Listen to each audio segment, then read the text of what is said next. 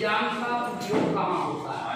ठीक है, तो बीजांग का पहला उपयोग बताता संख्याओं के जोड़ना, घटाना, गुणा, भाग की जांच। इस तरह बताया था। आज बीजांग का थोड़ा सा मैं और दूसरा उपयोग बता रहा हूँ।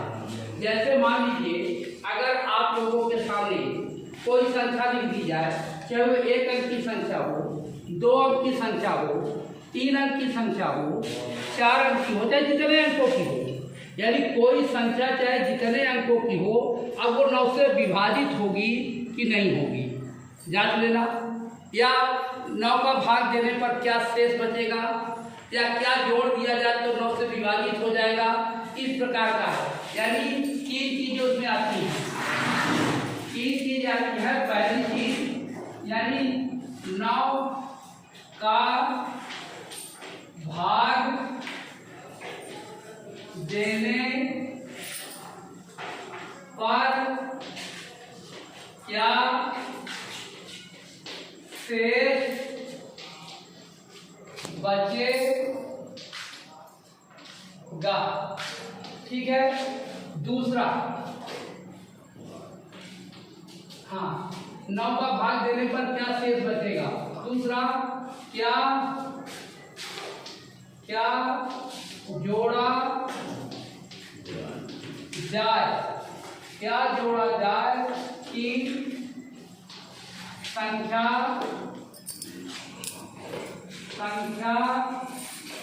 9 से पूर्ण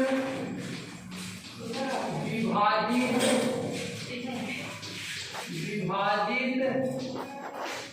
हो जाए। या फिर तीसरा, क्या घटाया जाए कि संख्या 9 से पूर्ण विभाजित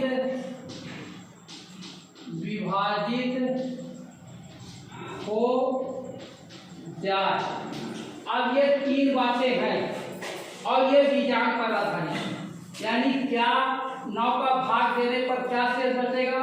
संख्या चाहे 1 अंक की हो, चाहे 2 अंक की हो, चाहे 3 अंक, 4, 6, 8, 10, 15, 20 जितने अंक की संख्या हो, बिना भाग दिए हुए आप बता सकते हैं ये 9 से विभाजित होगी कि नहीं होगी। या क्या जोड़ेंगे तो 9 से पूर्ण विभाजित हो जाएगी, या क्या घटाएंगे तो 9 से पूर्ण विभाजित हो जाएगी। जैसे मान लीजिए इसका उदाहरण 9 का भाग देने पर क्या शेष बचेगा। ठीक है ना, तो अगर ये संख्या मैं ले लेता हूँ 3, 4, 2, 5, 6, ये ले लिया, कोई संख्या नहीं। अब इसमें 9 का भाग देने पर क्या शेष बचेगा। ठीक है, निकाल लीजिए, बीजांग निकालेंगे। 4, 3, 7, 2, 9, खत्म कर दिए। 6, 5, 11 का 2, यानी क्या शेष बचेगा, 2 शेष बचेगा। जो बीजांग आएगा, देखिए ये 4, 3, 7, 2, 9 होने के बाद हम बीजांग के अंक छोड़ देते हैं। 9 के बाद इसको छोड़ देते, छोड़िए। अब बचा कितना, 6, 5, 11 के दोनों अंकों को जोड़ दिया 1, 1, 2, तो क्या हुआ, यानी 11 आया, 11 का 1/1 यानी 2, यानी क्या शेष बचेगा, 2। यानी कहने का मतलब बीजांक निकालेंगे। अब देखिए बीजांक निकालेंगे, जो बीजांक आएगा वही शेष बचेगा। बिल्कुल ठीक है ना। हाँ, 2 शेष बचेगा।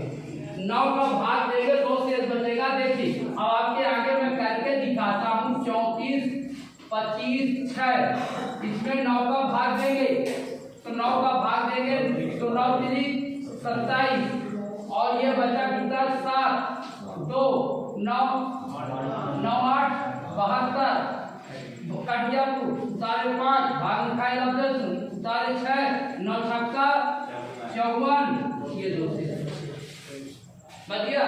यानी कहने का मतलब क्या शेष बचेगा बिना कुछ किए हुए, केवल आप बीजांक निकाल लीजिए, केवल आप बीजांक निकाल लीजिए और केवल किसको, हाँ, तो 9 का भाग देने पर क्या शेष बचेगा, यानी सीधा सीधा संख्या का बीजांक निकाल लीजिए।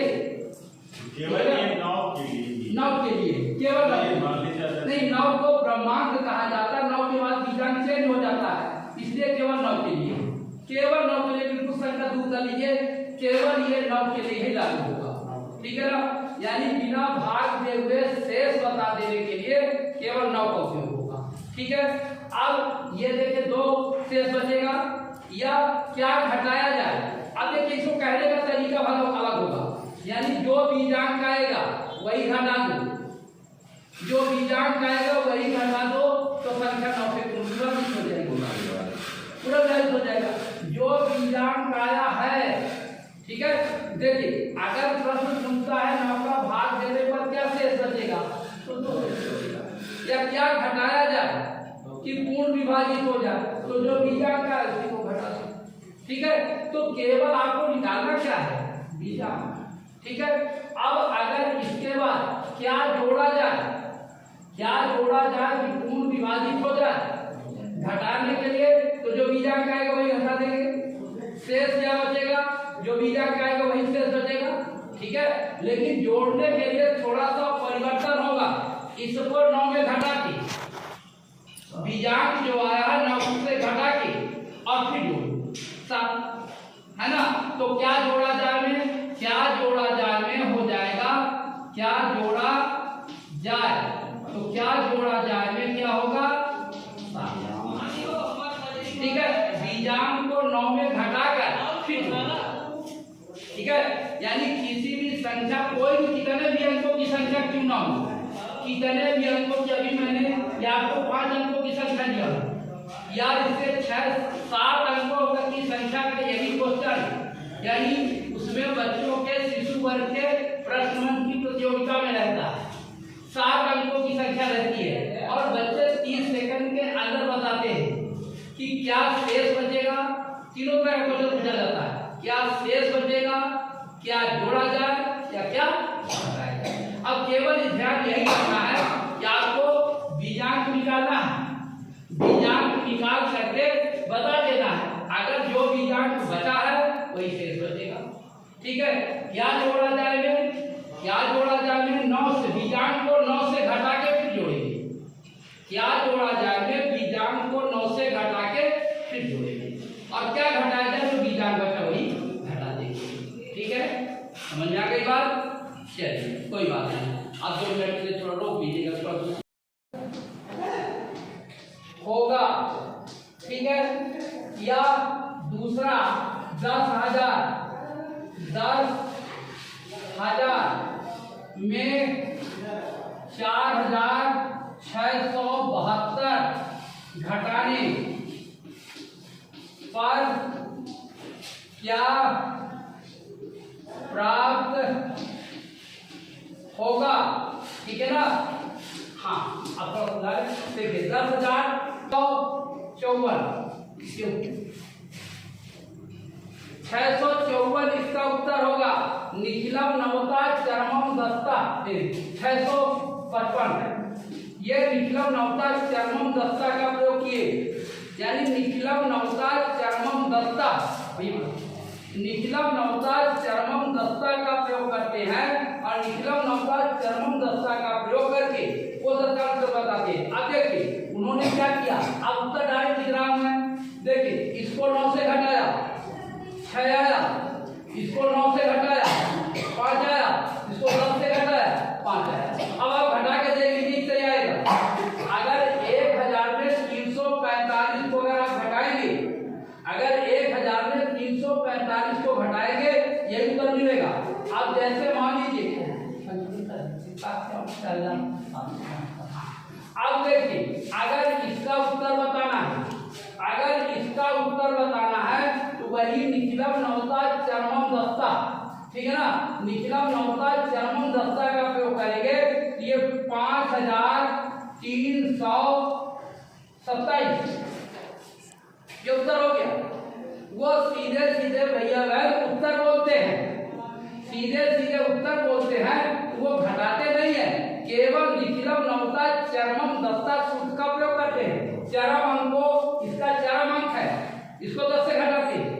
और अब यहाँ से अगर घटाना शुरू करें तो इधर का अंक बोलने में दिक्कत होगी, इसलिए वो इधर से शुरू करते हैं, निखिल अंक मान के घटाते हैं। तो निखिल अंक से इसको 9 से घटाए 5 आया, इसको 9 से घटाए 3 आया, इसको 9 से घटाए 2 आया, और इसको 10 से घटाए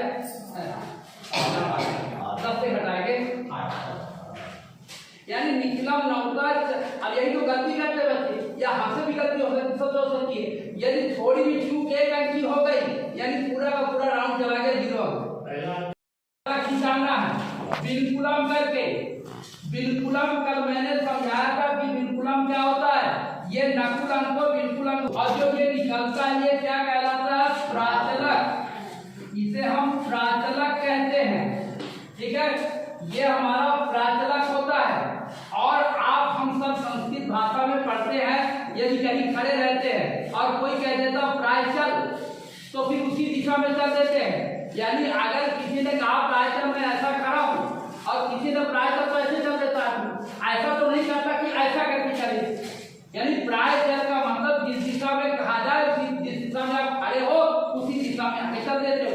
तो ये प्राचलक है, इनको आप आदेशित करोगे, इनको आप आदेशित करोगे प्राचल, प्राचलक है, फिर चलेगी, दिशा भी है तो दिशा की चलेगी। ये आएगा 8 7 6 5 4 3 2 1। इसकी दिशा धन है, धन जो बढ़ेगा तो 1 2 3 5 7 9 11 13 15 17 19। बता रहा हूँ, देखिए क्या होता है, ये प्राचलक है, ठीक है, प्राचलक है। यदि बिल्कुलम किया हूँ, इसको 10 से घटाया हूँ, 1 आया, ऋणांक आया, और यहाँ एकाधिकेन किए हैं, ठीक है। अब ये प्राचलक है, ये चलेगा, यानी 1 1 घटेगा, तो 9 में से घटा 8, 8 में से घटा 7, 7 में से घटा 6, 6 में से घटा 5, 5 में से घटा 4, 4 में से घटा 3, 3 में से घटा 2, 2 में से घटा 1, 1 में घटा 0। अब ये 2 प्राचलक बढ़ेगा, तो 1 से 2 जुड़ा 3, 3 से 2 जुड़ा 5, 5 से 2 जुड़ा 7, 7 से 2 जुड़ा 9, 9 से 2 जुड़ा 11, 11 से 2 जुड़ा 13, 13 से 2 जुड़ा 15, 15 से 17, 17 से 19, ठीक है। अब जैसे बात समझ आए 21, ये बिल्कुल क्या, बिल्कुलम करने की जरूरत नहीं है, इनका प्राचलक क्या होगा वही होगा, ये प्राचलक होगा, प्राचलक, ये प्राचलक होगा।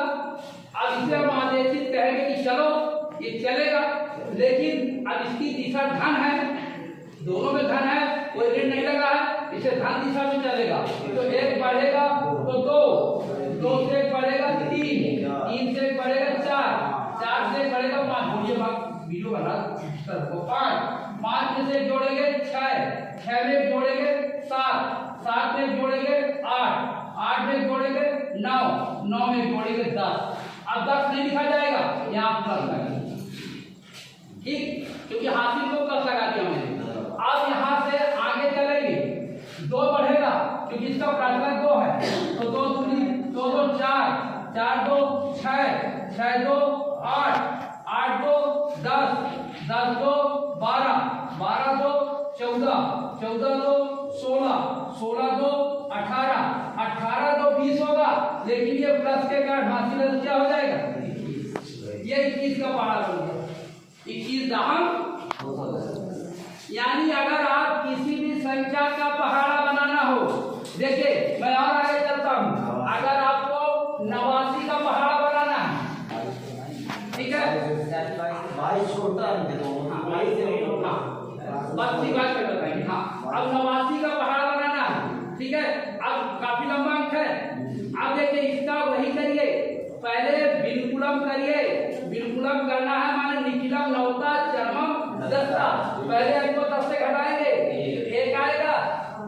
इसे 9 से घटाएंगे एक आएगा, और यहाँ 0 है तो इससे 1 आएगा। एक का जिक्र तो करना पड़ता है क्योंकि 89 पहले कोई एक है नहीं, 0 माना जाएगा और 0 कहेगा ठीक करेंगे 1 आएगा ध्यान होगा। क्योंकि विनुकुलम भी पहले बताया था कि जहाँ विनुकुलम की क्रिया समाप्त होगी वहाँ एक का जिक्र करना होगा। ठीक है, विनुकुलम का एक पहला जहाँ विनुकुलम की क्रिया समाप्त होगी वहाँ आपको एक का जिक्र करना होगा। प्राचलक वही निकला है। हाँ, अब प्राचलक ये निकला है, अब ये हमारा प्राचलक हुआ प्राचलक। अब इसे हम आदेशित कहेंगे चलो, ठीक चलेगा, ऋण दिशा है, एक घट के चलेगा, 9 में से घटा 8, 8 में से घटा 7, 7 में से घटा 6, 6 में से घटा 5, 5 में से घटा 4, 4 में से घटा 3, 3 में से घटा 2, 2 में से घटा 1। अब ये गुण घटेगा, ये आएगा 7, 8 में से 7 एक घटेगा 7, 7 में से 6, 6 में से 5, 5 में से 4, 4 में से 3, 3 में से 2, 2 में से गया 1, 1 में गया 0। अब क्या करें भाई, घटाना तो है तो बगल से उधारी मांगेगा, ऋण लिखेगा, अब ये बनेगा 10 और 10 में से घटेगा 9।